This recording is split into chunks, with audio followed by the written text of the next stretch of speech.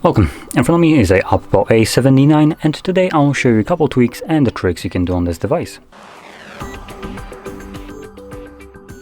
So let's start off by navigating into our settings, and here we're gonna begin by going into the display and brightness. Now right off the bat at the very front we have the light and dark mode, which you can choose, and you can also select it to be on a schedule. There's two different options for the schedule, either sunset to sunrise or on a custom timer of your choice. And this will basically make it so the mode switches from light to dark automatically based on the provided time, or basically from sunset to sunrise, giving you arguably best of both worlds. Now when we scroll down we have screen color mode. Now here you can select color mode for your display, so if you find your display to be a little bit too vibrant, which is personally for me usually the case, I like to set it to natural, which tones down the color just a little bit. Here it's not such a big difference, though you can see it hopefully in the reds. It's clearly visible in the camera. Like, the difference here is massive. It's not as big of a difference when it comes down to blues, purples and all that stuff, but the kind of like red, orangish, yeah, those are way too overdone. And moving on, we have the screen refresh rate. So we have two different options, or technically three. We have the auto select high and standard. Standard is a 60, high is 90, and auto select is basically both at the same time, depending on what the device needs to utilize at the given moment. So as an example, right now it's running at 90, but if I go back to this page, it's going to be running at 60. Now the way I know that is just knowing the feature. So whenever there is any kind of content moving on a display, like for instance this right here, the device will automatically switch to the higher refresh rate to give you better viewing experience.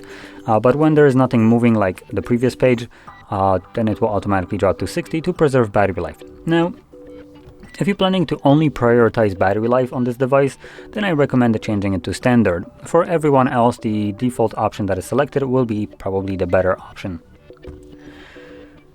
Now, continuing on, we have the home screen and a lock screen. And here we have home screen mode. I have two different ones. We have the drawer mode and the standard one. So if you like the kind of like an Apple-esque feel with all your applications smack in the middle of your home screen, you can select the standard. Now, like I said, the default one here is the drawer mode, which is pretty good. You also can add the show app suggestions. So what this will do is add, if I select this, there we go, it's already there. Come on.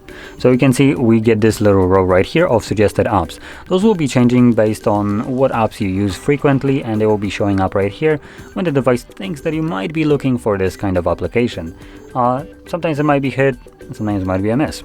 So just keep that in mind. Now moving on into gesture navigation, we can find it into additional settings and system navigation. So here we have the two different navigation styles. Now this is shown to you throughout the setup process, and you can choose whichever one you want, but maybe you change your mind, you can find these right here.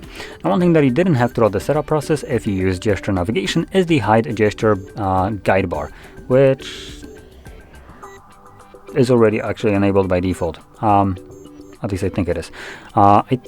Though I'm not necessarily sure, because most devices do have this visible, the bar at the bottom, so if you want to hide it, if it's visible for you, you can do so right here, and it will just kind of vanish from your view, giving you a bit of a cleaner look to your device.